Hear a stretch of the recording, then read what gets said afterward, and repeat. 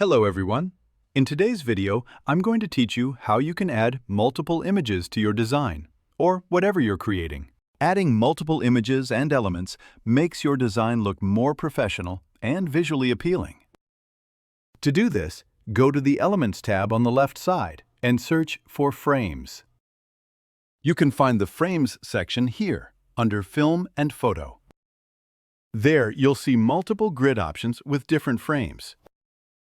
Let's take an example. I like this one, so I'll just click it, and it will appear on your canvas or design. All right, so this is how you can add a frame.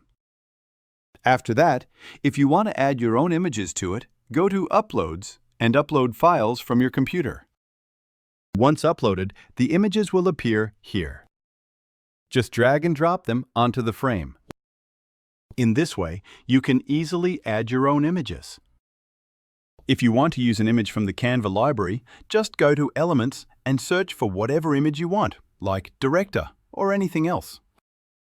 There are also Canva Pro images, but don't worry, there are plenty of free options as well. Again, just drag and drop the image. If you want to duplicate a frame or image, simply copy and use Ctrl-V to paste. You can keep adding more images the same way. Just drag and drop.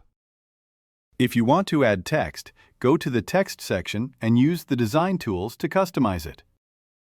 So this was a simple way to add multiple images and elements to your design. If you have any questions about this video, please comment below. I will be answering all your questions. If this video helped you, please don't forget to like, share, and subscribe. And I'll see you in the next video. If you have any questions about this video, please comment below. I will be answering all your questions.